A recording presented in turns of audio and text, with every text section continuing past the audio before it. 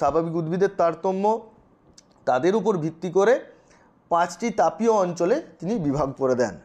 এই 5টি তাপীয় অঞ্চল যদি আমরা দেখতে যাই তাহলে দেখব যে যে তাপীয় অঞ্চলগুলো রয়েছে, একটা হচ্ছে tropical climatic region, tropical climatic region, subtropical একটা আছে climatic region, temperate climatic region, cold climatic region, আর এটা হচ্ছে পোলার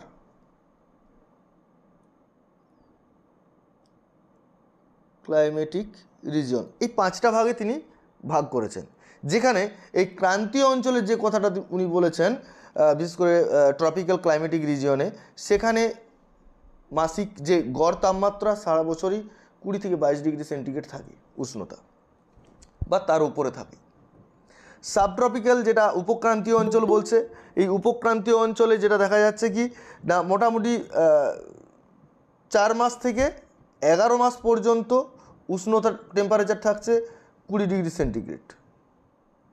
বাকি যে মাসগুলো পড়ে থাকছে সেগুলো মোটামুটি 10 ডিগ্রি থেকে 20 ডিগ্রি সেন্টিগ্রেডের মধ্যে ঘোরাফেরা করে। টেম্পারেটের ক্ষেত্রে যদি দেখা যায় তাহলে টেম্পারেটের ক্ষেত্রেও দেখা যাচ্ছে 4 মাসের কম সময়ে 20 ডিগ্রি সেন্টিগ্রেড, তারপরে 10 থেকে 20 ডিগ্রি সেন্টিগ্রেডের মধ্যে থাকে বাকি সময়গুলো, 4 মাস ছাড়া টেম্পারেটের মধ্যে।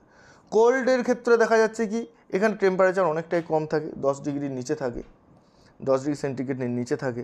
আর মেরুদেশীয় অঞ্চলে এখানে তো অনেক সময় হিমাঙ্কের নিচে বা মাইনাসে র্যাঙ্ক করে, 10 ডিগ্রি তার নিচে। এইভাবে তিনি 5টি অঞ্চলে বিভাগ করেন। এটা গেল ওনার 1884 খ্রিস্টাব্দে। এরপরে যেটা আমি বলছিলাম যে 1900 খ্রিস্টাব্দেও উনি একটি বিশ্ব জলবায়ুর একটা পূর্ণাঙ্গ শ্রেণীবিভাগ করেন।